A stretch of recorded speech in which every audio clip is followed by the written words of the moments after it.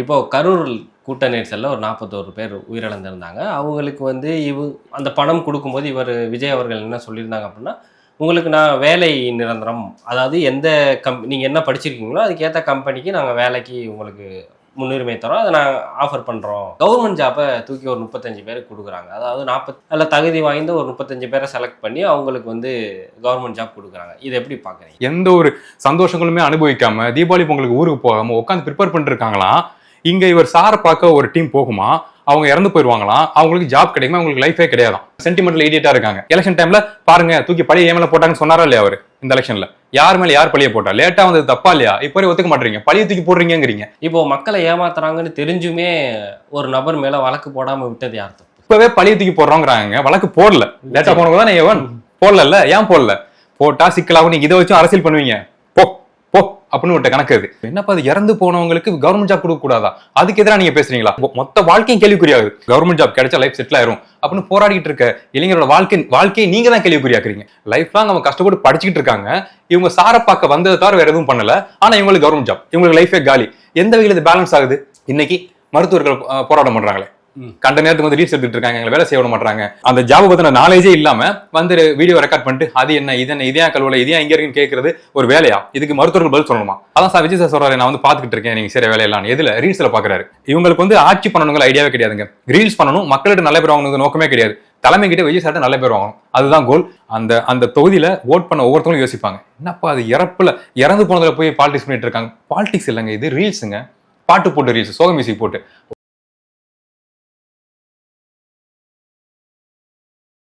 Policy pulse Tamil நேயர்களுக்கு வணக்கம். இன்னைக்கு நம்ம கூட பேசுறதுக்கு ஆக்டர் அருணோதயன் சார் தான் இருக்காங்க. வாங்க பேசலாம். சார் வணக்கம். வணக்கம். எப்படி இருக்கீங்க? சூப்பரா இருக்கேன். இப்போ கரூர் கூட்ட நெரிசல்ல ஒரு 41 பேர் உயிரிழந்திருந்தாங்க. அவங்களுக்கு வந்து அந்த பணம் கொடுக்கும்போது விஜய் அவர்கள் என்ன சொல்லியிருந்தாங்க அப்படின்னா, உங்களுக்கு நான் வேலை நிரந்தரம். அதாவது நீங்க என்ன படிச்சிருக்கீங்களோ அதுக்கேற்ற கம்பெனிக்கு நாங்கள் வேலைக்கு உங்களுக்கு முன்னுரிமை தரோம். அதை நாங்கள் ஆஃபர் பண்ணுறோம் அப்படின்ற மாதிரி சொல்லியிருந்தாங்க. இப்போ கவர்மெண்ட் அமைச்சிட்டார். சிஎம் ஆகிட்டோடனே கவர்மெண்ட் ஜாப்பை தூக்கி ஒரு 35 பேருக்கு கொடுக்குறாங்க. அதாவது 42 பேர் இறந்துருக்காங்க. அதில் தகுதி வாய்ந்த ஒரு 35 பேரை செலக்ட் பண்ணி அவங்களுக்கு வந்து கவர்மெண்ட் ஜாப் கொடுக்குறாங்க. இதை எப்படி பார்க்குறீங்க? அதாங்க, ஒன்றும் இல்லை, ஒரு ஃபார்முலா இருக்கும், நம்ம படிச்சிருப்போம். A+B² = A² + B² + 2AB தானே. ஆனால் டிவிக்கு ஃபேன்ஸ் என்ன சொல்லுவாங்கன்னா அப் அப்படிம்பாங்க, ஏபி அப்படிம்பாங்க. ஏன்னா அவங்களுக்கு தப்புன்னே தெரியலங்க. இது தப்புன்னு சொல்லி அவங்க தப்புன்னு அதை ஏத்துக்கிட்டாதான் அவங்களுக்கு அது புரிய நம்ம டிஸ்கஷனே வச்சுக்க முடியும். ஏன் அதை நம்ம டிஸ்கஸ் பண்றோம், இவ்வளவு பேர் டிஸ்கஸ் பண்றோம்னா தப்பு, அது கொடுக்க கூடாது. அவங்களுக்கான நிவாரணங்கள் கொடுக்கலாம், எவ்வளவு வேணா கோடி கோடியா கொடுங்க, அதை தடையை யாரும் சொல்லல. கவர்மெண்ட் ஜாப் கொடுக்கறது சரியா? ஏன்னா இப்ப பாருங்க, குரூப் 1 இருக்குன்னா சொல்றீங்கல்ல, லிமிட்டட் சீட்ஸ் தான் இருக்கு. அதுக்காக வாழ்க்கையே தள்ளி வச்சுட்டு எந்த ஒரு சந்தோஷங்களுமே அனுபவிக்காம தீபாவளி பொங்கலுக்கு ஊருக்கு போகாம உட்காந்து ப்ரிப்பேர் பண்ணிட்டு இருக்காங்களாம். இங்க இவர் சாரை பார்க்க ஒரு டீம் போகுமா, அவங்க இறந்து போயிருவாங்களாம், அவங்களுக்கு ஜாப் கிடைக்குமா, அவங்களுக்கு லைஃபே கிடையாதான். அந்த ஜாப் அவங்க எடுத்துக்குவாங்களாம். இது எந்த வகையில சரி? தப்பு தானே இது. ஆனா இதுக்கு அவங்க சப்போர்ட் பண்றாங்களே, அவங்க நம்ம என்னத்த பேசுறது? சோ அப்படி இருக்கப்ப என்ன சொல்றது, இது ஒரு ஹார்டான ஸ்டேட்மெண்ட் தான். ஸ்டில் இதுவும் பாசிபிள் ஆச்சுன்னா தமிழ்நாடு நிம்மதியா இருக்கும்னு எனக்கு தோணுது. கொஞ்சமா தமிழ்நாட்டில் எத்தனை 1 கோடி பேர் மொரலாஸ் ஓட் பண்ணிருக்காங்களா? மாற்றத்துக்கு ஓட் பண்ணவங்க ஒரு 70 லட்சம் பேர் வச்சுங்க. அவங்க மாறிட்டாங்க, அவங்களுக்கு இந்த மாற்றம் வேண்டாம், டிவிக்கே மாற்றம் வேண்டாம், அவங்க அவர் ஆயிட்டாங்க. ஆனா இந்த 1 கோடி மொரலாஸ் 90 மாறவே மாறாது. அடி சொல்றேன், மாறவே மாட்டாங்க. அவங்களுக்கு பர்சன்டேஜ் பார்த்து தமிழகத்துல ஒரு பர்சன்டேஜ் பார்த்து பிரிச்சு அவங்களுக்கு ஒரு நாடு கொடுத்துடலாம். நீங்க வந்து அங்க இருந்துக்குங்க, உங்க தலைவர் வச்சுக்கோங்க, சாமியை கும்பிட்டுக்குங்க, கொண்டாடுங்க. ஆனா தமிழ்நாட்டை விட்டுருங்க. நாங்க வந்து கொள்கையை பேசி அதுல இருக்க கட்சிகளுக்குள்ள நாங்க ப்ராப்பரா அரசியல் பண்ணிக்கிறோம், நீங்க தனிநாடு ஒரு ஓரமா போயிருங்கன்னு சொல்லலாம் போல இருக்கு. ஏன்னா இவங்க கிட்ட போராட முடியலங்க. இவங்களுக்கு சரியது தப்பு எதுனே தெரியல. தப்புன்னு ஏத்துக்கிற மைண்ட் செட்டே இல்ல போல. லைஃப்லாம் அவங்க ஏத்துக்க மாட்டாங்க போல. சோ அதனால அவங்களுக்கு தனியா பிரிச்சு விட்டலாம் அவங்க எல்லாரையுமே தமிழ்நாட்டுல இருந்து. இப்போ அந்த கரூர் மக்கள் வந்து தேர்ந்தெடுத்தது AIADMK MLA. Yes. AIADMK MLA வந்து இப்போ ராஜினாமா பண்ணிட்டு இங்க போயிட்டாரு. இப்போ ஏன் இவர் கரூர் போறாரு அப்படிங்கும்போது ஒரு கம்பெனி ஒன்று புதுசா வருது, அதை ஓபன் பண்றாங்க. அது போயிட்டு இங்க போகலன்னா தப்பாயிரும், அது ஒரு நோக்கமா? இல்லை தேர்தல் கிட்டக்க வருது, அது ஒரு தேர்தல் பிரச்சாரம் மாதிரி நம்ம பயன்படுத்திக்கலாம் அப்படின்ற ஒரு திட்டமா? தேர்தல் தாங்க, தேர்தல் தான் கோல். ஏன்னா மக்களை ஈஸியாக ஏமாற்ற முடியும். சென்டிமெண்டலி மக்கள் வந்து தமிழ்நாட்டு மக்கள் கொஞ்சம் இதாக இருக்காங்க, வீக்காக இருக்காங்க இப்போ. ஸோ இந்த நேரத்தில் இறந்து போயிட்டாங்கிறப்ப ஹார்டாக தமிழ்நாட்டில் இருக்க எல்லாருக்குமே தெரியும், லேட்டாக போனால் சிக்கல் இருக்கு. இப்போ ஸ்கூலுக்கு நீங்கள் லேட்டாக வரீங்கன்னா பாடத்தை மிஸ் பண்ணிக்கலாம் மாட்டீங்களா? கண்டிப்பாக மிஸ் பண்ணுவோம்ல, பீரியட் மிஸ் பண்ணுவோம்ல, அதெல்லாம் லாஜிக். ஸோ அப்படி இருக்கப்போ உங்களை பார்க்க லட்சம் பேர் வராங்க. அப்படிங்கிறப்ப நீங்கள் லேட்டாக போனீங்கன்னா அதனால பாதிப்பு இருக்குமா இருக்காதா? கண்டிப்பா இருக்கும்ல. சோ இங்க நீங்க வர நேரத்துக்கு அங்கதான் கிளம்புறீங்க, ஃபிளைட் ஏறீங்க அப்படின்னா அதனால பாதிப்பு இருக்குமா இருக்காதா? பாதிப்பு இருக்குமா இருக்காதா? மக்கள் இறந்து போறாங்க, இறந்து போலாங்கிறது நம்ம நடந்து முடிஞ்ச விஷயம். நான் முன்னாடி சொல்றேன், நீங்க லேட்டா போனா அதனால பிரச்சனை இருக்குதானே. சோ அப்ப அதை நீங்க ஏத்துக்கவே மாட்டீங்க, ஒத்துக்கவே மாட்டீங்க. சோ ஸ்டில் அதை மக்கள் சப்போர்ட் பண்றாங்கிற, டிவிகே ஃபேன் சப்போர்ட் பண்றாங்க. சோ அப்படி இருக்கப்ப அந்த அளவுக்கு சென்டிமெண்டல், அந்த வார்த்தை ஹார்டா தான் இருக்கும், ஸ்டில் அதான் உண்மை, சென்டிமெண்டல் இடியேட்டா இருக்காங்க. அதை பயன்படுத்தி தான் பார்ப்பாங்க. எலெக்ஷன் டைம்ல பாருங்க, தூக்கி பழைய ஏமல போட்டாங்கன்னு சொன்னாரா இல்லையா அவரு? இந்த எலெக்ஷன்ல யார் மேல யார் பழிய போட்டா? லேட்டா வந்தது தப்பா இல்லையா? இப்போ ஒத்துக்க மாட்டீங்க, பழைய தூக்கி போடுறீங்கிறீங்க.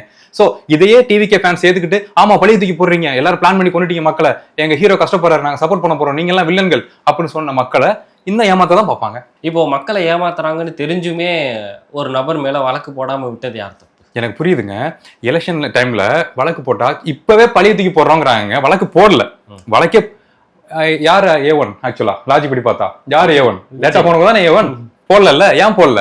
போட்டா சிக்கலாகும், நீங்க இதை வச்சும் அரசியல் பண்ணுவீங்க, போ போ அப்படின்னு விட்ட கணக்கு அது. ஆனா அதை இப்ப பாயிண்டா பேசுறாங்க, உங்களுக்கு புரியுது இல்ல? சோ ஒரு நாகரிகமா ஒரு மேம்பட்ட அரசியல் பண்ணாங்க. புதுசா அரசியலுக்கு வந்திருக்கீங்க, லேட்டா போயிட்டீங்க, சிக்கலாய் போச்சு, உங்க கண்ட்ரோல் மாரி நிறைய சிக்கல் நடந்து போச்சு, உயிரை பேர். ஏன்னா எந்த ஒரு ஸ்டாலின் ஐயா சொன்ன மாதிரி எந்த ஒரு அரசியல் கட்சி தலைவரும் தன்னோட தொண்டர்கள் இறக்கிறத விரும்பவே மாட்டாங்க. குழந்தை இறந்து போறதெல்லாம் யாருமே பிளானும் பண்ணல. ஈவன் டிவிக்கு இருக்க விஜய் சாருமே அது நினைச்சு கூட பார்க்கல, நடந்து போச்சு. சோ அப்ப போங்க, ஏதோ நடந்து போச்சு போங்கன்னு விட்டதுதான் அது. அப்படி ஸ்டாலின் சொல்லிதான் காவல்துறையை வச்சு கொண்டுட்டாங்கன்னு ஆதவர்ஜன ரீசெண்டா பேசினாரு. அதான் சொல்றேன், நான் ஃபர்ஸ்டே ஸ்டேட்மெண்ட் சொல்லிட்டேங்க. தப்பா இருக்கா? பேசும்போது சிரிப்பு வருதா? என்ன A1 விட்டுட்டாங்க அவங்க, போங்கன்னு விட்டாச்சு. சோ அப்படி இருக்கப்ப பழி வாங்கணும், ஒரு கணக்கு பாக்கி இருக்கு, நாங்க கேட்க போறோம். என்ன சொல்றது, ஸ்டாலின் ஐயாவையும் உதயநிதி ஐயாவையும் நாங்க பழி வாங்க விட மாட்டோம், இதுக்கு நீதியாக விட மாட்டோம் அப்படின்னு லாஜிக்கே இல்லாம ஒரு நபர் பேசிக்கிட்டு இருக்காரு. இவருக்கு என்ன பதில் சொல்றது?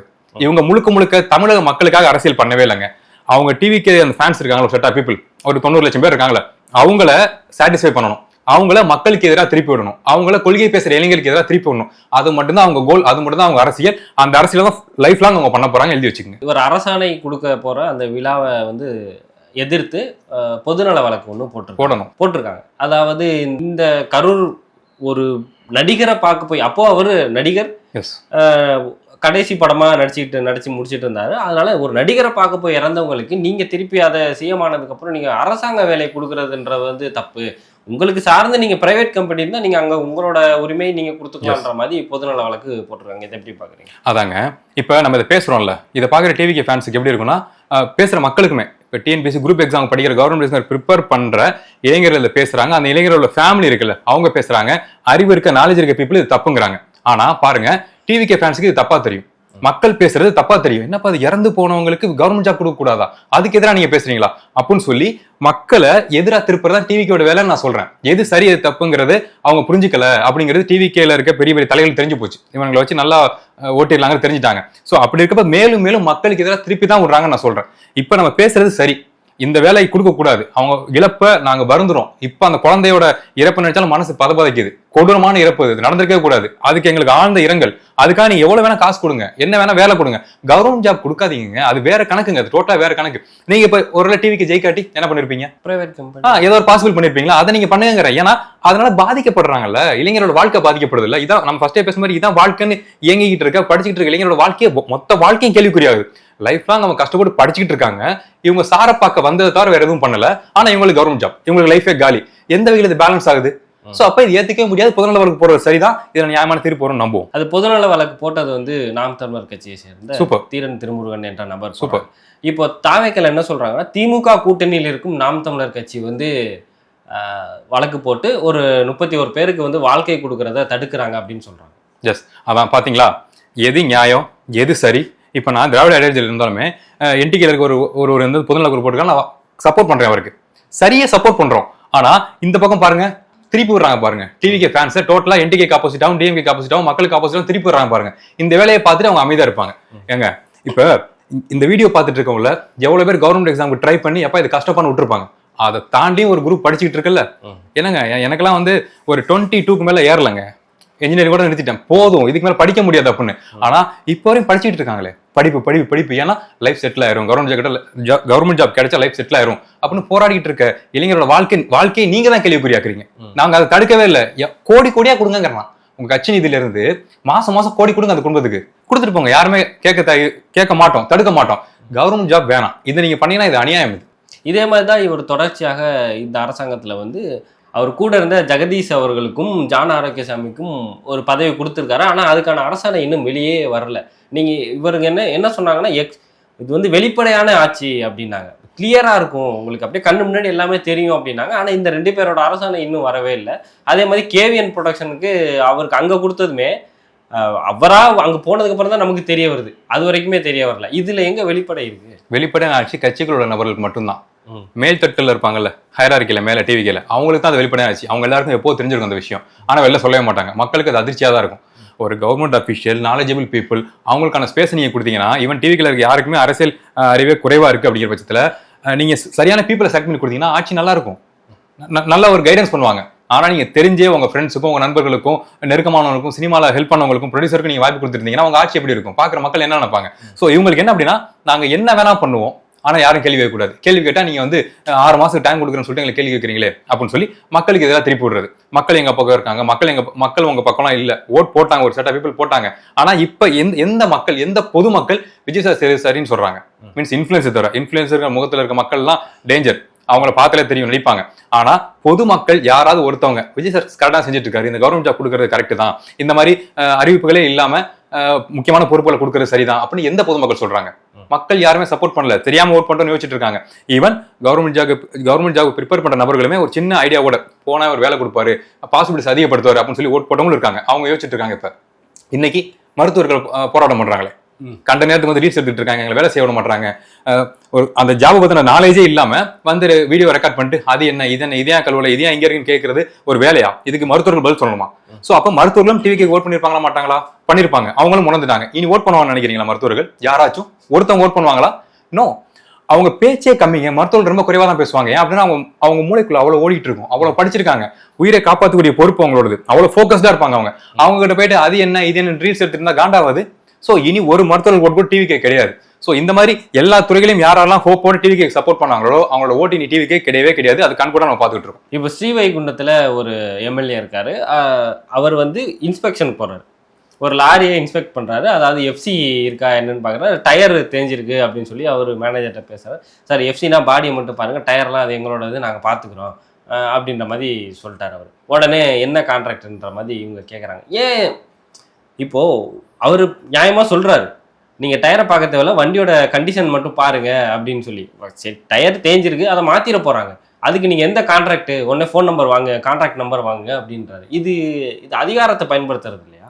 ஒன்றும் இல்லைங்க. அடிப்படை அறிவு, அதான் அரசியல் புரிதல் கம்மி, அறிவுத்திறன் குறைவு. நான் எல்லா வீட்டிலும் சொல்லிட்டு இருக்கேன். அவங்களுக்கு என்ன பண்ணணும்னு தெரியலங்க. அவங்களுக்கு ஒன்று மட்டும் பண்ணணும்னு தெரியுது, ரீல்ஸ் பண்ணணும். இன்னைக்கு இந்த ரீல்ஸ் பண்ணோம் அப்படின்னு தலைமையில இருக்க லிங்க் கிட்ட அனுப்பிச்சிருவாங்க. இன்னைக்கு நான் பண்ணிருக்கேன் அப்படின்னு. என்ன பண்ண? ரீல்ஸ் பண்ண. என்ன ரீல்ஸ்? இது அனுப்பணும். அதான் சார் விஜய் சார் சொல்றாரு, நான் வந்து பாத்துக்கிட்டு இருக்கேன் நீங்க சரி வேலையெல்லாம் எதுல ரீல்ஸ்ல பாக்குறாரு. சோ அப்படி இருக்கப்ப இன்னைக்கு நான் இந்த வேலை பண்ணேன் அப்படின்னு சொல்லி ஸ்ரீவைகுண்டம் எம்எல்ஏ, மரியாதைக்குரிய எம்எல்ஏ வந்து இந்த வேலையை பண்ணிருக்காரு. சிறப்பான வேலை அது. டயரை வந்து ஏன் தேஞ்சிருக்குன்னு கேட்கறது. இந்த மாதிரி நீங்க கேட்டீங்கன்னா பதிலும் அப்படிதான் வரும். யார் நீங்க? எம்எல்ஏ, அதுக்கு இப்ப என்ன அப்படிங்கிற பதில் தான் வரும். நீங்க லாஜிக்கா நான் இந்த எம்எல்ஏ பேசுறேன் தம்பி, இப்படி இருக்குப்பா வண்டி, ஏன் கண்ட்ரோல் என்ன சொல்றது, இப்போ வந்து என்ஜின் ஆயில், சில பேசிக்கான பிரச்சனைகள், பிரேக்கிங் இல்ல டிஜிட்டல் ஸ்பீடோமீட்டர் ஒர்க் ஆகல, ஹேண்டில் லூஸா இருக்கு, லைட் சரியா எரியல, இல்ல மிரர் உடஞ்சிருக்கு, இல்ல சைடு மிரர் சரியில்லை, அதெல்லாம் கேட்டீங்கன்னா ஒரு லாஜிக் இருக்கு. டிராவல் அப்ப இஷ்யூ ஆகும். டயர் தேஞ்சு போயிருங்கிறத நீங்க இனிஷியேட் பண்ணீங்கன்னா போன வாங்கி தான் சொல்லுவாங்க அவங்க. சோ பொதுவாகங்க ஒரு எம்எல்ஏ பேசினா, எம்எல்ஏ தான் பேசுறேன்னு சொன்னா நமக்கு எவ்வளவு ரெஸ்பெக்ட் வரும். சார் சொல்லுங்க சார், ஐயா சொல்லுங்க சார், என்ன விஷயம் அப்படிதான் ரெஸ்பாண்ட் பண்ணுவோம். ஆனா பதில் ஆப்போசிட்ல இருக்க பர்சன் அதுக்கு என்ன இப்ப தப்பு பேசுறீங்க, போன வாங்கி சொல்லி கட் பண்றாங்கன்னா உங்க நிர்வாக திறமை பார்த்து அவங்க செலிப்ரேட் பண்றாங்க. அதுக்கான ரெஸ்பான்ஸ் இப்படி தான் இருக்கும். சோ இவங்களுக்கு வந்து ஆட்சி பண்ணணுங்கிற ஐடியாவே கிடையாதுங்க. ரீல்ஸ் பண்ணணும், மக்கள்கிட்ட நல்ல பேர் வாங்கணும் நோக்கமே கிடையாது. தலைமை கிட்ட விஜய் சார்ட்ட நல்ல பேர் வாங்கணும், அதுதான் கோல். இதை பாக்குற மக்கள் சிரிச்சுக்கிட்டே இருக்காங்க. சிரிக்கிற மக்கள் நம்புவாங்கன்னு நினைக்கிறீங்களா? காமெடி ஹீரோ தான். காமெடியா நடிச்சா மட்டும் தான் ஹீரோ. ரியலா நீங்க ஆக்ஷன் பண்ணீங்கன்னா ஒர்க் அவுட் ஆகாது. சோ அப்படி இருக்கப்ப எப்ப மக்கள் எம்எல்ஏஸ் எல்லாம் டிவிக்கு எம்எல்ஏ பார்த்து சிரிக்க ஆரம்பிச்சிட்டாங்களோ இனி ஓட் கிடையாது. அதுக்கு பதிலாக அவர் இதை செஞ்சுட்டாரு அப்படிங்கிறதுக்காக அவரோட ஒரு வண்டி எடுத்து போடுறாங்க. அவரு வச்சிருக்காரு, ஒரு அமரர் ஊர்தி மாதிரி ஏதோ ஒன்று வச்சிருக்காரு, அதோட வண்டி எடுத்து போடுறாங்க. அதில் என்னன்னா, இந்த நம்பர் பிளேட் வந்து 2 வீலரோட நம்பர் பிளேட்டு, நீங்கள் எப்படி டாடா ஏஸ்ல போட்டு ஓட்டுறீங்க அப்படின்ற மாதிரி ஒரு நியூஸ் வருது. ஆக்சுவலாக இவர் இன்ஸ்பெக்ட் போனதுக்காக, இப்படி ஒரு கேள்வி கேட்டதுக்காக இதை ரிலீஸ் பண்ணணுமா அப்படின்னு ஒரு கேள்வி வருது இல்லை? அதாங்க, நம்ம சரியா இருந்தால் நம்ம சரியான கேள்வி கேட்கணும், இல்லாட்டி அமைதியாக இருக்கணும். இப்போ நானே சில மீட்டருக்கு மேலே பேச மாட்டேன், ஏன்னா எனக்கும் சில லிமிடேஷன் இருக்கு. நீ என்ன ஒழுங்கா அப்படிங்கிற மீட்டர் நான் எனக்கே கேட்டுக்குவேன். ஸோ அப்படி இருக்கப்ப நீங்க 2 வீலர் பிளேட் வச்சு வண்டி ஓட்டுறீங்க அப்படின்னா கண்டிப்பாக கேட்க தானே செய்வாங்க. நீங்க உங்களை பர்ஃபெக்டா இருக்கீங்க, நீங்க ஒரு ஒழுக்கமான மனிதர், ஸ்ரீவைகுண்டம் தொகுதி தானே, கேஸ் இருக்குல்ல, என்ன கேஸ் தெரியும்ல. சோ அப்படி இருக்கப்ப நீங்க இவ்வளவு ஒழுக்க சீலர் மாதிரி பேசுனீங்கன்னா மக்கள் கண்டிப்பா கேட்க தான் செய்வாங்க, நோண்ட தான் செய்வாங்க. சோ அப்படி இருக்கப்ப இந்த கேள்வி கேட்டது தப்பு இல்ல, இது லீஸ்டான கேள்விதான். இன்னும் பல பேர் க்ளோஸ் சர்க்கிள் இருக்க இந்த டிவிக்கெல்லாம் வளர்ந்து வர நபர்களுக்கு மிகப்பெரிய எதிரி யார் அப்படின்னா அவங்களுக்கு இருக்க க்ளோஸ் சர்க்கிள் தான். அவங்க இன்னும் எவ்வளவு விஷயம் லீக் பண்ண போறாங்கன்னு பாருங்க. இப்போ ரீல்ஸ் இந்த இந்த ஆட்சி வந்ததுலேருந்து ரீல்ஸ் தான் பெரிய பிரச்சனையா இருக்கு, நிர்வாகத்துக்கும் சரி மக்களுக்கும் சரி. இந்த ரீல்ஸ்னால இவங்க நார்மலாக போய்கிட்டு இருக்க மக்களை வந்து இடையூறு பண்ணுறாங்க அப்படின்ற மாதிரி ஒரு கம்ப்ளைண்ட் ஒன்று வந்துக்கிட்டு இருந்தது. அதுக்கப்புறம் அது கொஞ்சம் கட்டுப்படுத்தினாங்க. இப்போ திருப்பியும் ரீல்ஸ் ஸ்டார்ட் பண்ணியிருக்காங்க. எந்த அளவுக்குன்னா ஒரு மிஸ்ரான்னு சொல்லி தேனியோட ஒரு இறந்துருக்காங்க, அங்கே போய் ரீல்ஸ் பண்ணிட்டு. இது எப்படி பார்க்குறீங்க? இது மக்கள் மத்தியில் ஒரு வெறுப்பை ஏற்படுத்துறாங்க. அதான் சொல்கிறேனுங்க, கடுமை பாருங்க. எனக்கு பதில் சொல்ல முடியல, கோவம் தான் வருது எனக்கு. ஒரு அம்மா அடிச்சுட்டு அழுதுட்டு இருக்காங்க, புரியுதா? அந்த உயிர் போச்சு, அந்த உயிர் இல்லை, நேற்று இருந்த உயிர் இன்னைக்கு இல்லை, இனி என்ன பண்ணாலும் உயிர் வரப்போறது இல்லை.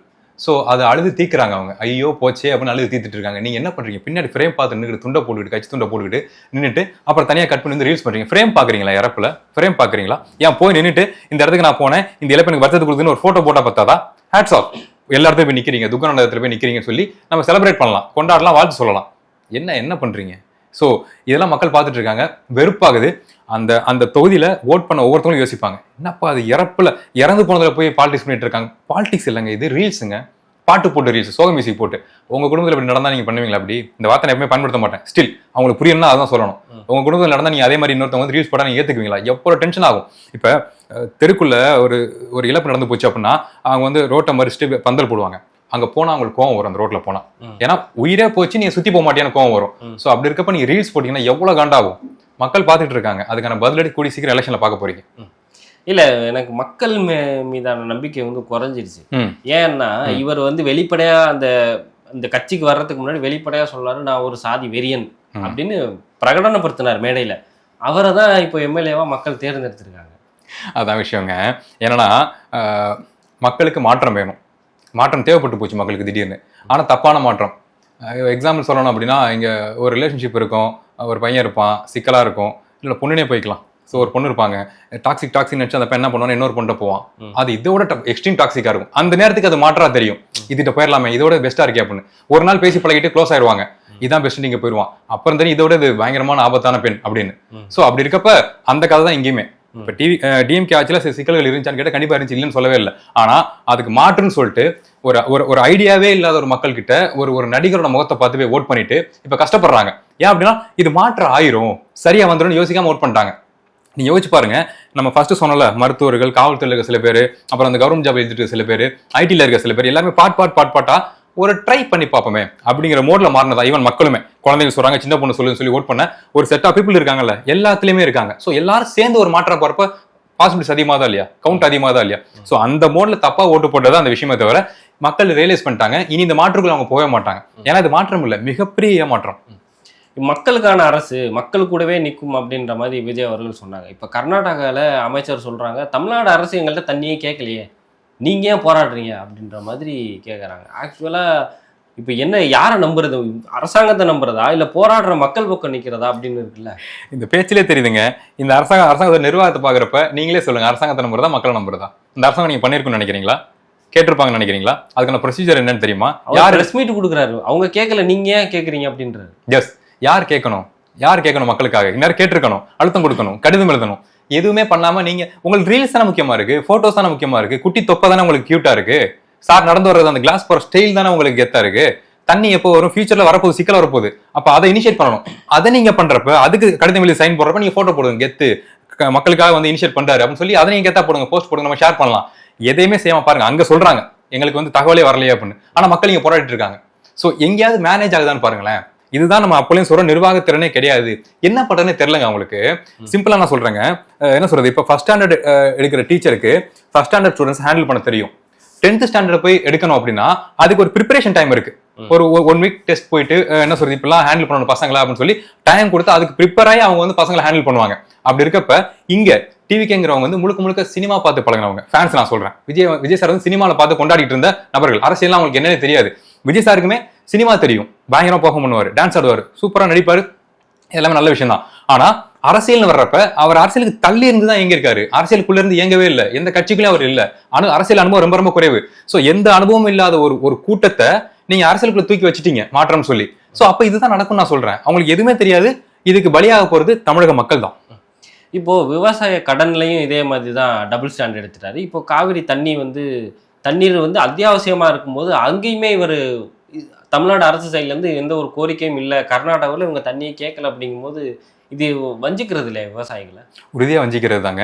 அவங்களுக்கு அதை பற்றியான கவலை கிடையாதுங்க. ஏன்னு சொல்லுங்க, சப்போர்ட் பண்ண கூட்டம் இருக்கு. அந்த 90 லட்சம் பேர், 1 கோடி பேர் இருக்காங்க. என்ன பண்ணாலும் ஓகே. அண்ணன் பண்ணாதுக்கு ஒரு காரணம் இருக்கும். அவர் அமைதியாக இருந்தாலும் 1000 யோசிச்சுட்டு இருப்பாரு. நீங்க சும்மா இருக்காரு நினைக்கிறீங்களா? அவர் எவ்வளவு யோசிச்சுட்டு இருக்காரு தெரியுமா அப்படின்னு பேசிக்கிட்டு இருப்பாங்க சோஷியல் மீடியால. ஸோ இந்த கூட்டம் இருக்க வரைக்கும் அவங்க என்ன வேணா பண்ணுவாங்கன்னு நான் சொல்றேன். ஏன் அப்படின்னா அரசியல நிலைக்கிறதுக்கு எதுங்க தேவை? நல்லவன் கெட்டவங்க தான் தேவையே கிடையாது. ஓட் பேங்க் தான் தேவை. கடைசி நேரத்தில் ஏதாச்சும் பண்ணி திட்டங்களை வந்து நிறைவேற்றி ஃபேக்கான வெற்று வாக்குறுதிகளை கொடுத்து ஓட்டை வாங்கணும். அதானே? அந்த ஓட்டு தான் ஆல்ரெடி இருக்க 1 கோடி பேர் இருக்காங்களே. நான் சொன்ன அறிவியல் குறைந்த 1 கோடி பேர். அவங்க இருக்கப்ப நீங்க என்ன வேணா பண்ணலாமே, யாரும் எதுவும் கேட்க மாட்டாங்க. 2வது ஓட் போட போறாங்க. அப்புறம் ரைட்டா அங்க ஒரு ஸ்டென்ட், ஒரு எமோஷனல் சென்டிமெண்டல் ஸ்டென்ட் ஒன் இந்த கரூர்ல நடந்த மாதிரி ஆபீஸ் நடந்து போச்சு அப்படின்னா அதுக்கு ஒரு சென்ட் அடிச்சிருவாங்க. அதுல ஒரு 20 லட்சம் 30 லட்சம் ஓட்டு வந்துடும். அதுக்கு சப்போர்ட் பண்றதுக்கு மிக மோசமான மனசாட்சி இல்லாத மீடியாஸ் இப்போ கொஞ்சம் சேர்ந்திருக்காங்க. விஜய் சார் கூட போய் பார்த்துட்டுலாம் வந்திருக்காங்க. ஸோ அப்படி இருக்கப்ப அது போதுமே, ஜெயிச்சிருவாங்களே. ஸோ மக்களோட எந்த கஷ்டங்களும் அவங்களுக்கு கண்ணுக்கே தெரியாது. ஏன் அப்படின்னா அவங்களுக்கான சப்போர்ட் ஸ்டில் இருக்கு. ஒரு கூட்டம் இருக்கு, எதிர்த்து கேள்வி கேட்காத கூட்டம். ஓட்டே போட்டாலும் கேட்க மாட்டாங்க, என்ன பண்ணாலும் கேட்க மாட்டாங்க. ஏன்னா அவங்களுக்கு அரசியலே தெரியாது. ஏன்னா இந்த கட்சியில கொள்கை இல்லை. கொள்கை இருந்தாலும் மக்கள் கேள்வி கேட்பாங்க. இந்த கொள்கையை வச்சு நீங்க கட்சி ஆரம்பிச்சீங்க, அரசியல் பண்ணுவேன்னு சொல்லிங்க. ஆனா அந்த கொள்கைக்கும் உங்க அரசியலுக்கும் சம்பந்தமே இல்லையேன்னு கேள்வி கேட்க முடியும். கொள்கை இருந்தாதான். கொள்கையே இல்லையே. ஸோ அப்ப எதையுமே கேட்க மாட்டாங்க, ஓட்டு மட்டும் போடுவாங்க. அப்ப நம்ம என்ன வேணா பண்ணலாங்கிறது தான் டிவிக்கோட ஐடியாலஜி. இப்போ இந்த அரசாங்க வேலையை வந்து பொதுவாக மக்கள் யாரும் விரும்பலை. அதாவது அரசியல் தெரிஞ்ச மக்கள் இப்போ அந்த அந்த தேர்வுக்கு படிச்சுக்கிட்டு இருக்க ஒரு மாணவருக்கும் இந்த இதை ஏற்றுக்க மாட்டாங்க. ஆனால் ஒரு கேள்வி ஒன்று வருது. உங்களோட கூட்டத்தில் வந்து மொத்தமாக 42 பேர் மட்டும் இறக்கல, ஓவரால் 50-60 பேர் இறந்துருக்காங்க. இப்போ அவங்களுக்கும் நீங்கள் என்ன சொல்ல வரீங்க? இப்போ கரூரில் இறந்தா மட்டும்தான் அவங்களுக்கான வேலையா? மீதியெல்லாம் இறந்தது அது என்ன கணக்குன்னு? சென்டிமெண்ட்டுங்க. அங்கதான் ஓட்டு இருக்கு. எலெக்ஷன் வரப்போகுது, இடைத்தேர்தல் வரப்போகுதுல, அங்கதான் ஓட் பேங்க் இருக்கு. அங்கதான் நீங்க இந்த ட்ரிக்கை யூஸ் பண்ண முடியும். மற்றவங்களாம் எக்கடி கேட்டா அவங்களுக்கு என்ன, காசை கொடுத்துட்டு அப்படியே அனுப்பிச்சு விட்டுருவாங்க. அதை மக்கள் கேட்க போறதே கிடையாது. நீங்க கேட்கறது சரியான கேள்வி, நியாயமான கேள்வி. கொடுக்குறதா எல்லாரும் கொடு, மீன்ஸ் தப்புன்னு நம்ம சொல்றோம். ஸ்டில் கொடுக்குறதா எல்லாரும் தானே கொடுக்கணும். எப்படி மேனிபுலேட் பண்ணி மக்களை ஏமாத்துறாங்க பாருங்க. நான் தான் இப்போ சொல்றேன், மக்கள் அவங்களுக்கு நிவாரணம் கொடுக்க ரெடி. அதை தப்புன்னு யாருமே சொல்ல மாட்டாங்க. அந்த குழந்தை மிஸ் ஆகி போச்சா, குடும்பத்தில் இருக்கவங்க இறந்து போயிட்டாங்களா, அந்த இழப்பை ஈடு செய்ய முடியாது. அது அநியாயம். இந்த லைஃப்ல அந்த உயிர் இல்லை. எதுக்கு இல்லை? விஜய் சார் பார்க்க போனனால இல்லை. அது எங்கேயாவது வந்து ஒரு எண்டு கொடுக்குது அவங்களுக்கு. இத்தனை நாள் பிறந்து வளர்ந்தாங்க, எப்படி இறந்து போனாங்க? விஜய் சாரை பார்க்க போய் இறந்து போயிட்டாங்க. இது ஒரு எண்டா லைஃப்ல? விஜய் சாரை பார்க்க அரசியலுக்கு வந்தாரு, அவரை பார்க்க கிரௌட்ல போய் நசுங்கி மூச்சு முட்டி இறந்து போயிட்டாங்க. இது ஒரு எண்டா லைஃப்ல? எவ்வளவு கஷ்டமா இருக்கு. சோ அப்ப அந்த கஷ்டத்துக்கு நீங்க எவ்வளவு காசு வேணா கொடுங்க, அது தகும். ஆனா கவர்மெண்ட் ஜாப் வேணாம் அப்படின்னு நம்ம எவ்வளவு நியாயமா பேசுறோம். இதுவே எதிராக அவங்களுக்கு கன்வே ஆகுது. சோ அப்படி இருக்கப்ப நம்ம என்ன பேசினாலும் உங்களுக்கு தப்பா தான் கன்வே ஆகுங்க. இப்ப நீங்க 51 பேர் 52 பேர் சொல்றீங்களா ஏதோ கணக்கு, அதை நம்ம நியாயமா கேட்டா கூட அதை பத்தி பேச மாட்டாங்க. நம்ம வந்து வன்மத்துல பேசுறோம். அதான் அவங்களோட ஐடியாலஜி. இப்போ ஸ்டாலின் அவர்கள் ஆட்சியில வந்து மகளிருக்கான ஒரு விடியல் பயணம் அப்படின்ற மாதிரி ஒரு திட்டம், அது இலவச பேருந்து அப்படின்ற மாதிரி சொன்னாங்க. இவங்க வந்து பெண்களுக்கு வந்து எந்த ஊர்ல இருந்து எங்க போனாலும் பேருந்து இலவசம் அப்படின்னாங்க. இப்போ அதுக்கான பேரை வந்து மாத்திருக்காங்க. மகளிர் விடியல் பயணமா வந்து வெறும் மகளிர் பயண திட்டம் அப்படின்னு மாத்திருக்காங்க. இது எப்படி பாக்குறீங்க? ஃபன்னா தான் பாக்குறேன். போஸ்டர் ஓட்டுற கதை தான் இது. என்ன விஷயம், நாங்க இவங்க என்ன வேணா பண்ணட்டும், டோட்டலா அதை மாத்திக்கட்டும். மகளிர் பயணம், மகளிர் விடியல் பயணம், இங்கு நல்ல மீன்கள் விற்கப்படும் மீட்டர் தான் இது. எல்லாத்தையும் கட் பண்ணிட்டு கடைசியாக நாங்கள் தான் பண்ணுவாங்கிற மீட்டர் தான். நீங்க என்ன வேணா பண்ணுங்க. ஆனா ரியாலிட்டியில அதனால பலனடைஞ்ச பெண்கள் இருப்பாங்கல்ல, பஸ்ல ஏறி டிராவல் பண்ணி போயிருப்பாங்கல்ல பெண்கள், அவங்களுக்கு தெரியும் ஆட்சி பண்ணதுக்கு அப்புறம் அதே பஸ்ல ஏற போறாங்க, அதே திட்டம் தான், ஆனா பேர் மாறி இருக்கு.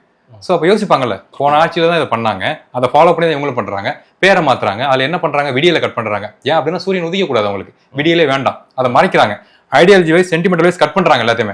அது மக்களுக்கு தெரியும். நீங்க மக்கள்கிட்ட இருந்து ஒரு விஷயத்தை ஏமாத்த பாத்தீங்கன்னா, நான் சொல்றது மூளையுள்ள யோசிக்கக்கூடிய சிந்தனை திறன் அதிகமா இருக்க மக்கள்கிட்ட இருந்து ஒரு விஷயத்தை நீங்க மறைக்க பாத்தீங்கன்னா அப்பதான் மக்கள் அதை நோண்டுவான் என்னன்னு பார்ப்பாங்க. சோ அப்படி இருக்கப்ப நீங்க அதை மறைக்கிறீங்கல்ல, தயவு செஞ்சு மறைங்க, எல்லாத்தையும் மாத்துங்க. கவர்மெண்ட் செஞ்ச நலத்திட்டங்கள் எல்லாத்தோட பேரையும் நீங்க மாத்திக்கிட்டே இருங்களேன், மக்கள் அதை பார்த்துட்டே இருப்பாங்க. ஏன் மாத்துறீங்கன்னு யோசிப்பாங்க. நல்ல விஷயம் தானே, அதை தொடர்ந்து செஞ்சா என்ன, இது அதே பேர்ல இயங்குனா சரியா இயங்காதான் என்ன, பேர் மாத்தினா மாறிடுமா எல்லாமே. சோ அப்படி இருக்கப்ப மக்கள் அதை பாக்குறாங்க. நீங்க மாத்திக்கிட்டே இருங்க. ஏன் மாத்துறீங்க? உங்களுக்கு இந்த கவர்மெண்ட் பிடிக்கல, உங்க திட்டத்தை நீங்க அமல்படுத்துறீங்க, உங்க பேச நீங்க காட்ட விரும்புறீங்க. என்ன சொல்ற, இந்த பாசிச நடவடிக்கை மகள எல்லாத்தையும் நான் மாத்துறேன், நான் தான் பண்ணேன், நான் தான் இனிஷியேட் பண்ணேங்கிற ஒரு சிந்தனை இருக்குல்ல. போன கவர்மெண்ட் ஆர்டரா ஸ்ட்ரக்சரா அவ்வளவு பிளான் பண்ணி ஸ்கெட்ச் போட்டு இது மக்களுக்கு ஒத்து வரும்னு சொல்லி டீப்பா ரிசர்ச் பண்ணி R&D பண்ணி ஒரு திட்டத்தை கொண்டு வராங்கல்ல. நீங்க நேக்கா வந்து உட்காந்து பேரை மட்டும் மாத்தி பண்றீங்கல்ல, இது மக்களுக்கு புரியுங்க. ஈவன் நான் டிவிக்கு சப்போர்ட் பண்ணி ஓட் பண்ண மக்களுக்கு புரியும், டிவிக்கு ஃபேன்ஸுக்கு இல்ல, மக்களுக்கு புரியும், அவங்க ஆதங்கப்படுவாங்க. ஸோ அப்ப நீங்க பண்ற எல்லா விஷயங்களுமே உங்களுக்கு எதிராக மாறும். இது நடக்கும், எழுதி வச்சுக்கோங்க. இப்போ கீர்த்தனா அவர்கள் அவங்க துறை சார்ந்து ஃபோர்டு நிறுவனத்தை கொண்டு வந்திருக்கோம் அப்படின்ற மாதிரி சொன்னாங்க. ஆக்சுவலாக இது வந்து டிஆர்பி ராஜா வந்து கடந்த ஆட்சியில் வந்து அது எண்டில் இருந்தது. எண்டில் இருக்கும்போது ஆட்சி மாறிடுச்சு. இப்போ அவங்க அந்த எம்ஓயு அப்படியே சைன் ஆகி இப்போ ஃபோர்டு வந்துடுச்சு. அதை வந்து இவங்க நாங்கள் கொண்டு வந்தோம் அப்படின்ற மாதிரி போட்டுக்கிறாங்க. இப்போ கங்கை கொண்டானில் 15,000 கோடி மதிப்பில் முதலீட்டில் ஒரு நிறுவனம் ஒன்று வருது அப்படின்னாங்க. ஆனால் இதுக்கு வந்து ஆதாரமே கிடையாது. ஃபோர்டுன்றதுக்கு அது முன்னாடியே நமக்கு தெரியும், பார்த்துட்டு இருந்தவங்களுக்கு. ஏன் இந்த மாதிரி விளம்பரங்களை மட்டுமே சொல்லிக்கிட்டு இருக்காங்க, உண்மையே வரமாட்டேங்குது வெளியில்? ஒன்றும் இல்லைங்க. இப்போ விஜய் சார் படங்களே சில படங்கள் வந்து, சில படங்கள் எல்லா படங்களும் சொல்லலை, சில படங்கள் வந்து ட்ரெய்லர் பார்த்துருப்போம், சூப்பராக இருக்கும், வாவுன்னு இருக்கும். தேட்டருக்கு போனால் என்னது இது ஐயோ அப்படின்னு இருக்கு. சில படங்கள் இருந்திருக்கா இல்லையா? போய் சொல்லக்கூடாது, இவங்களுக்குமே தெரியும். ஸோ அது மாதிரி தாங்க இவங்களுமே வெற்றி விளம்பரங்கள் தான். இதை நாங்கள் பண்ணிட்டோம், அதை நாங்கள் பண்ணிட்டோம் அப்படின்னு. ரியாலிட்டி பார்த்தா அவங்க பிளான் பண்ணி எதுவுமே பண்ணியிருக்க மாட்டாங்க. ஏன்னா அவங்களுக்கு பிளான்னா என்னென்ன தெரியாது, கவர்மெண்ட் என்னென்னு தெரியாது, தமிழகத்தோட வளர்ச்சி, தொழில்துறை வளர்ச்சினா என்னென்னு தெரியாது. நான் அவங்களை குறை சொல்லலை, தெரியாதுன்னா தெரியாது தானே. இப்போ எனக்கு மேக்ஸ் வராதுதான். ஸோ அப்படி இருக்க அவங்க தொழில்துறை வளர்ச்சினா என்னன்னு தெரியாது. இவ்வளோ பெரிய ஸ்கேல்ல, பிக் ஸ்கேல்ல இத்தனை கோடி மக்கள் இருக்க தமிழ்நாட்டோட தொழில்துறை வளர்ச்சி என்ன, அதோட கிராஃப் என்ன, அதை வந்து திராவிட அரசு எங்க கொண்டு போய் வச்சிருக்கு டிஎம்கே அப்படிங்கிற விஷயங்கள் அவங்களுக்கு தெரியாது, புரியாது. ஸோ அப்ப அவங்க வந்து ஸ்டிக்கர் விட்டு தான் பார்ப்பாங்க, நான் தான் பண்ணேன், நாங்க தான் பண்ணோம் அப்படின்னு. ஆனா பாக்குற மக்களுக்கு தெரியும். நல்ல வேலை இப்ப கொஞ்சம் மக்கள் அவேரா இருக்காங்க. இந்த ஏஐ ஃபேக் நியூஸ் ஃபேக்டரி இருக்குல்ல, டிவிக்கு, அதோட போஸ்ட்லாம் நம்புறது கிடையாது. என்ன நடந்தாலும் ஒரு தடவை போயிட்டு கூகுள் செக் பண்ணிடுறாங்க. கூகுள் செக் பண்றப்ப நீட்டா வந்துருது.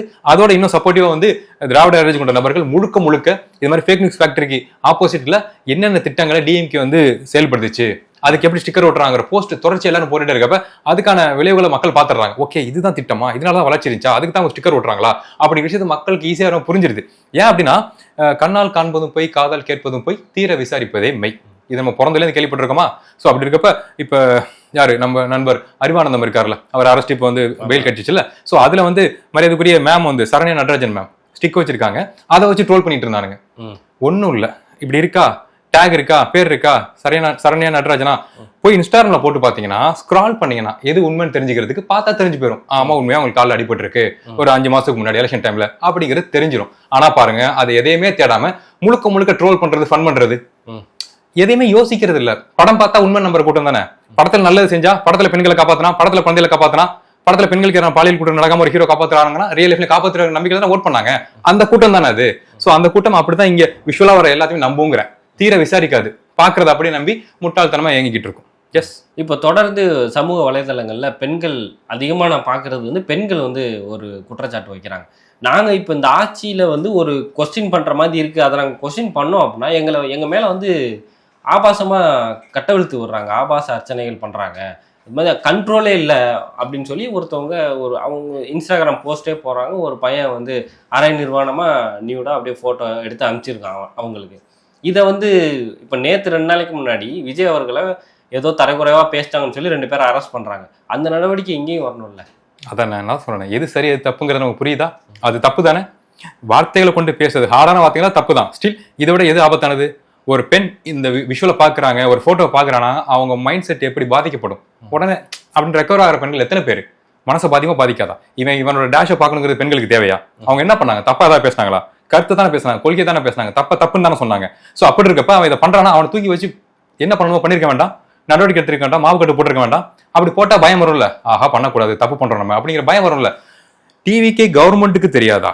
டிவிக்கே சோசியல் மீடியா மாஃபியாவுக்கு தெரியாதா? நம்ம பெண்களுக்கு எதிராக, கொள்கை பேசுற இளைஞர்களுக்கு எதிராக ஆபாச நபர்களை கட்டவழ்த்து விட்டுருக்கோம். எவனுமே ஒரிஜினல் ஐடியில இருக்க மாட்டான், எவனுமே டிபி வச்சிருக்க மாட்டான், 0 போஸ்ட்ல இருப்பான், ஃபாலோவர்ஸ் ரொம்ப கம்மியா இருக்கும், எல்லாமே பிரைவேட் அக்கௌண்டா இருக்கும்.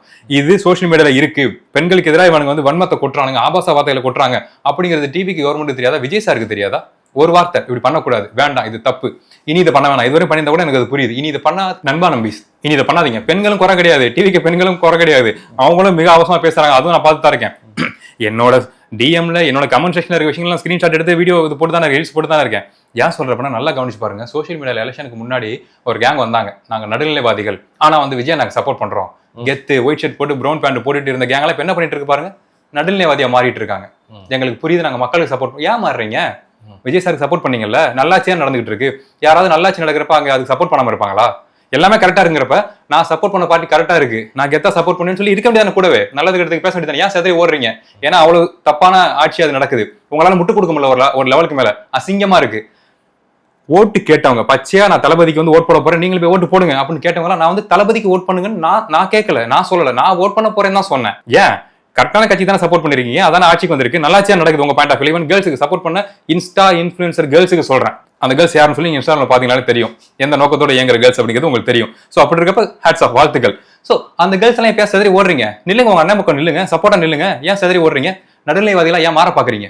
சப்போர்ட்னா சப்போர்ட் நில்லுங்க. இப்ப நான் வந்து இந்த பக்கம் நிக்கிறேன்னா, ஊதியா பேசுறேன்னா, குறைகள் இருந்தா ஆமான்னு ஒத்துக்கிறேன்னா, நீங்களும் ஒத்துக்கிட்டு இயங்குங்களேன். ஏங்க முடியல, ஏன்னா அரசியல்லாம் என்னன்னு தெரியல, அவ்வளவு ஆபாசமான விஷயங்கள் நடக்குது, எதிர்த்து பேச முடியல. நாங்க கொள்கையில கேட்கிறோம், எல்லாம் வந்து இப்ப சப்போர்ட் பண்றாங்க, இப்ப நடுநிலைவாதிகளா போறாங்க. மக்கள் கவனிச்சுட்டே இருக்காங்க, நீங்க எஸ்கேப்பா பாக்குறீங்களா? விட முடியாது.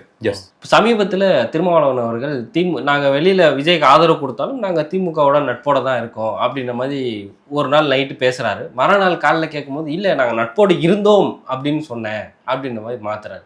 தொடர்ச்சியாக இவர் பேசுறது வந்து மாறி மாறி பிறல்வா பேசுறது வந்து எப்படி பார்க்குறீங்க? எனக்கு ரொம்ப கஷ்டமா இருக்கு, எனக்கு ரொம்ப கஷ்டமா இருக்கு. அண்ணனை இப்படி பார்க்கறது என்னால் தாங்க முடியல. எனக்கு சிச்சுவேஷன் புரியுது. கட்சி இயங்கணும், கட்சி சர்வே ஆகணும் அப்படின்னா கண்டிப்பா அது வெற்றியின் பக்கம் இருக்கப்பதான் அது சர்வே ஆகும். அது போக தலித் மக்களோட பெரும்பான்மை ஓட்டு வந்து டிவிகே பக்கம் இருக்கனால அந்த பக்கம் சேர்ந்து இயங்குச்சுன்னா கட்சிக்கு அது மைலேஜ், அது நமக்கு புரியுது. ஆனா அங்க சிக்கல் இருக்கப்ப மத்த எந்த கட்சியில வேணா அதை பண்ணலாங்க, விசிகா அதை பண்ணக்கூடாது. அது எங்க இருக்குதோ அங்க அது சாதாரண அது அதோட ஸ்ட்ராங்கான கொள்கைகளை எடுத்து வைக்கணும், வச்சாதான் அது விசிகா தான் பவர்ஃபுல். என்ன சொல்றது, அந்த அந்த டேர்ம் என்ன, திமிரி எழு திருப்பி அடி, அந்த டேர்ம் அதுதான் விசிகாவோட பவரே. சோ எங்க இருந்தாலும் அதை நம்ம பேசணும்ல. இப்போ ஒரு விஷயம் நடந்துச்சு, 2 பேர் வந்து குட்டி உண்டு டென்ட்ல என்ன சொல்றது புடிச்சு தூங்கினா உடையக்கூடிய கொட்டகை, அதுல 2 பேர் வந்து தற்கொலை பண்ணிக்கிட்டாங்களாம். அதான் சொல்லி கேச முடிக்கிறாங்க. அதுக்கு ஒரு வார்த்தை கிடையாது, எதுவும் பேச மாட்டீங்க நீங்க. அது வந்து ஆனவர் இவர் பேசியிருந்தார்ல, கொலைக்கான எந்த ஒரு தடையும் இல்லை, அதனால நீங்க எரிச்சிருங்கன்னு சொல்லி ஆடியோ வந்து ஆடியோ.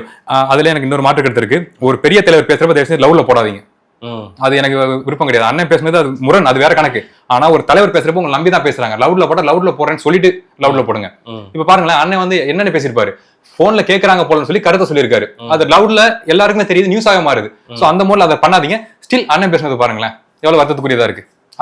அது நடக்குமா, அதை பாத்தீங்களா நீங்க? எனக்கு என் வாழ்க்கையில ஒரு சம்பவம் நான் பாத்திருக்கேன். ஒருத்தவங்க மாட்டிக்கிட்டாங்க அப்படின்னா கொஞ்சம் கொஞ்சமா கழுத்தெல்லாம் இறங்கி இவ்வளவு தூரம் வந்துடும். அது சோ எவ்வளவு ஹைட்ல நீ தொங்கினாலுமே லிட்டரலி கால் தரைக்கு வந்துடும், இப்படி இழுத்துட்டு வந்துடும். அப்படி இருக்கப்ப அங்க தொங்குற 2 உடல்கள் அது வந்து தற்கொலையா அவங்களே பண்ணிக்கிட்டாங்களா, அதை நம்ம நம்பணுமா? ஓகே, அரசு அப்படிதான், மீன்ஸ் காவல்துறை அப்படிதான் முடிவெடுக்குது அப்படின்னா அதை நம்ம ஏத்துக்கிறோம், நல்ல விஷயம். ஆனா அடிப்படையில் இது எவ்வளவு பெரிய அநியாயம், இது ஏத்துக்கூடியதா இருக்குதா? 2 பேர் வந்து அப்படி இருக்கு. இதுக்கெல்லாம் வந்து அண்ணன் வந்து மாற்றுக்கிறது சொல்லாம அந்த பக்கம் நின்று பேசுறதுங்கிறது நமக்கு ரொம்ப சங்கடமா இருக்கு. ஸ்டில் ஒரு கட்சி இயங்குறது முக்கியமான விஷயம் தான், அது முழுக்க புரியுது. ஆனா அதை எந்த கட்சி தலைவர்களும் வேணா செய்யலாம், அண்ணன் செய்யறது நமக்கு ரொம்ப வருத்தமா இருக்கு. இப்போ இன்னைக்கு பேசும்போது சொல்றாரு, நாங்க திமுகல இருந்தனால தான் 56 இடங்கள்ல திமுக வெற்றி பெற்றுச்சு அப்படின்ற மாதிரி சொல்றாங்க. ஆக்சுவலாக திமுக வந்து விசிகாவுக்கு 8 சீட்டு கொடுக்குது, நீங்க அதுல 2 தான் வெற்றி பெறீங்க. 56 சீட்டு வந்து திமுக வெற்றி பெறும்போது நீங்க 8 வெற்றி பெற முடியலன்ற ஒரு கேள்வி சமூக வலைதளங்கள்ல வருது. நியாயமான கேள்வி தானே? இல்ல, இது மிகச்சரியான கேள்விதான் இது. அந்த பக்கம் இருந்து விஷயங்களை பேசணும், டிஃபெண்ட் பண்ணணும், எங்க கட்சியோட வேல்யூ நாங்கள் விட்டு கொடுக்க மாட்டோம் அப்படிங்கிற அந்த அளவுகோல்ல அண்ணன் பேசுறது அந்த கட்சிக்கு நியாயமா இருக்கு, டிவிகேவோட அந்த கூட்டணி கட்சிக்கு நியாயமான ஒரு பார்வையா இருக்கு. ஆனா அடிப்படையில் இது நியாயமான பேச்சா? இது வைகோ அவர்களுக்கும் திருமாவளவன் அவர்களுக்கும் வார்த்தை போர் நடந்துகிட்டு இருக்கு. இவர் வந்து நோபல் பிரைஸ் கொடுக்கணுன்றாரு, அவர் நோபல் பிரைஸ் கிடைச்சா எனக்கு ரொம்ப சந்தோஷமா இருக்குன்னு அவர் சொல்றாரு. ஒரே கூட்டணிக்குள்ள எதுக்கு இந்த வார்த்தை போர்? சிம்பிள்ங்க, எதை நோக்கி போயிருக்கோம், எந்த கொள்கையை நோக்கி போயிருக்கோம் அப்படிங்கிற ஐடியா இருந்துச்சுன்னா இந்த சிக்கல்கள் வராது. அப்படி சிக்கல்கள் வர்றப்ப என்னப்பா இந்த கொள்கையை நோக்கி நம்ம வந்திருக்கோம், கட்சியோட தலைவர் சொல்றான் இந்த கொள்கையை நோக்கி வந்திருக்கோம்ல, இந்த சிக்கல்கள் நம்ம வந்து நமக்குள்ள பேசிக்கணும், ஏன் வெளியில ஸ்டேட்மெண்டா சொல்லிக்கிறீங்கன்னு சொல்லி ஒரு கட்சியோட தலைவர் பேசி சமரசம் பண்ணி வைப்பார். இதெல்லாம் ஒரு அரசியல் கட்சிக்கு மாண்புள்ள கட்சிக்கான அழகு. இந்த கட்சியில என்ன இருக்கு, கொள்கையும் கிடையாது, ஒன்றும் கிடையாது. கவுண்ட் 118 வேணும், அதுக்காக எல்லாரும் அள்ளி போட்டது தானே. இந்த சினிமாவில் வந்து தெரிஞ்சவங்களை காசு கொடுத்தவங்களை அள்ளி போடுவாங்க, ஜூனியர் ஆர்டிஸ்ட் மீன்ஸ் அனுபவம் இல்லாத நபர்களை அள்ளி போடுவாங்க. கேரக்டருக்கு சொல்றேன், இதுக்கு பொருந்த மாட்டாங்கிறப்ப தெரிஞ்சவங்க வாங்க அப்படின்னு சொல்லி எடுத்து போடுவாங்களே, அது ஃப்ரேம்ல தெரிஞ்சிடும், பாக்குறவங்களுக்கு சென்ஸ் உள்ள பீப்புள் தெரிஞ்சிடும். அப்ப என்ன ஆகும், படத்தோட வேல்யூ குறையும். அந்த மாதிரி தான் கட்சியோட வேல்யூ குறையுதுன்னு நான் சொல்றேன். அதுபோக நீங்க வந்து வைகோ சார சீரியஸான இஷ்யூவை வச்சு பேசுறதே எனக்கு தெரிஞ்சு ஒரு முரண் தான் எனக்கு. அது அவரை நீங்க ஃப்ரீயா விட்டுலாம், இளைஞர்கள் அவரை ரோல் மாடல் எடுத்துக்கிட்டீங்கன்னா வாழ்க்கையில் நீங்க முன்னேறலாம். சர்வேல் ஆஃப் தி ஃபிட்டஸ்ட், அவர் கட்சி ஆரம்பிச்சிலேருந்து முதல்ல இருந்து இப்ப இந்த அப் டு டேட் வரைக்கும் எத்தனை கட்சிகள் மாறி இருக்காரு அப்படிங்கிற பாத்தீங்கன்னா தெரியும், எங்க இருந்தா சர்வே பண்ணிக்கலாம் அப்படிங்கிற விஷயம். ஸோ இப்போ நம்ம சினிமாவில் இருக்கும், ட்ரை பண்ணுறப்ப நமக்கு நெருக்கமான சர்க்கிள் இருக்கும் சொல்றாங்க, எப்பா இந்த பக்கம் நீ வந்துரு, பாசிபிலிட்டிஸ் அதிகம் அப்படின்னு சொல்றாங்க. ஆனா நம்மளால ஏன் மாற முடியல, கொள்கை இடிக்குது, நம்மளால பண்ண முடியல, இதுதான் முடிவு, பரவாயில்ல நான் ஃபேஸ் பண்ணிக்கிட்டு நம்ம இருக்கோம். ஸ்டில் நான் உங்களுக்கு தெரியாதா, சோஷியல் மீடியா இருக்கவங்களுக்கு தெரியாதா, டிஎம்கே ஐடியாலஜியில் இருக்கவங்க, திராவிட ஐடியாலஜி இருக்கவங்க ஒரு 5 வருஷத்துக்கு என்ன போட்டு என்ன போட்டு எடுத்தாங்கன்னு. ஸ்டில் இப்போ நான் கூட தான் இருக்கேன், ஏன்னா கொள்கையில ஒத்து போறங்கிறப்ப ஓகே டன் அப்படிங்கிற முறையில் நான் சேர்ந்திருக்கேன். எதுக்கு நான் சொல்ல வரேன்னா, சார் வந்து நீங்க ஹார்டா அட்டாக் பண்ணாதீங்க யாருமே. ஏன்னா எலெக்ஷனுக்கு முன்னாடி அவரோட நிலைப்பாடு என்ன, டிஎம்கே பக்கம் இருந்தாரா, இப்ப போனதுக்கு அப்புறம் எதிரான கருத்துக்கள் அவ்வளவு எடுத்து வைக்கிறாரு. ஸோ ஏன் அப்படி பண்றீங்க, கட்சிக்குள்ள இருக்கப்ப நீங்க பேசுனீங்கன்னா அதுக்கான சொல்யூஷன் உங்களுக்கு கிடைச்சிருக்குமே அப்படின்னு ஏமான கேள்வியை கேட்டா அது அதர்மங்கிறாரு, நியாயம் இல்லைங்கிறாரு. கட்சிக்குள்ள இருந்து இப்படி குறை சொல்ல முடியும், நான் எல்லாத்தையும் ஏத்துக்கிட்டேன், இப்ப வெளில வந்து 1000 குறைகளை அள்ளி வீசுறேன் அப்படிங்கிறாப்புல, இது எந்த வேலை ஏத்துக்கூடியதா இருக்குதா? சோ அப்படி இருக்கப்ப அவர் நீங்க ரோல் மாடலா எடுத்துக்கங்க. ஈவன் இப்ப இந்த டிஎம்கே இந்த எலெக்ஷன்ல வின் பண்ணி இருந்தா வைகோயோட நிலைப்பாடு என்ன, எங்கிட்டு போயிருப்பாரு? சோ உங்களுக்கு ரியாலிட்டி பங்கு புரியுதுல, சர்வேலாதி ஃபிட்டஸ்ட் அவரை கொண்டாடுங்க, செலிப்ரேட் பண்ணுங்க, அவரோட மோட பாருங்க, எந்தெந்த பக்கம் ஜெயிக்குதோ அந்த பக்கம் போய் சர்வே பண்றாரு பாருங்க, அதை கொண்டாடுங்கன்னு நான் சொல்றேன். சாரை குறை சொல்லாதீங்க, அவர் கையெடுத்து கும்பிட்டு காட் மோட்ல அவர் இயங்கிட்டு இருக்காரு இந்த வயசுலயும். சோ எந்த வயசுலயுமே ஜெயிக்கிறதுக்காக பாசிபிலிட்டிஸ் இருந்தா எங்கிட்ட வேணா ஜம்ப் ஆகலாம் அப்படிங்கிற போல சாரை கொண்டாடுங்க வைகோயவன் நான் சொல்றேன். அவரை குறை சொல்லாதீங்க, அவரை கன்சிடர் பண்ணி அவர் ஹார்டா யாரும் அட்டாக் பண்ணாதீங்க, அவரை புரிஞ்சுக்க ட்ரை பண்ணுங்க, அவரை ஃபாலோ பண்ணுங்க இளைஞர்கள். பல விஷயங்கள் பேசியிருக்கோம், மக்கள் மத்தியில் வைப்போம், மக்களே முடிவு பண்ணிட்டோம். உங்கள் நேரத்துக்கும் பதிலுக்கும் ரொம்ப நன்றி.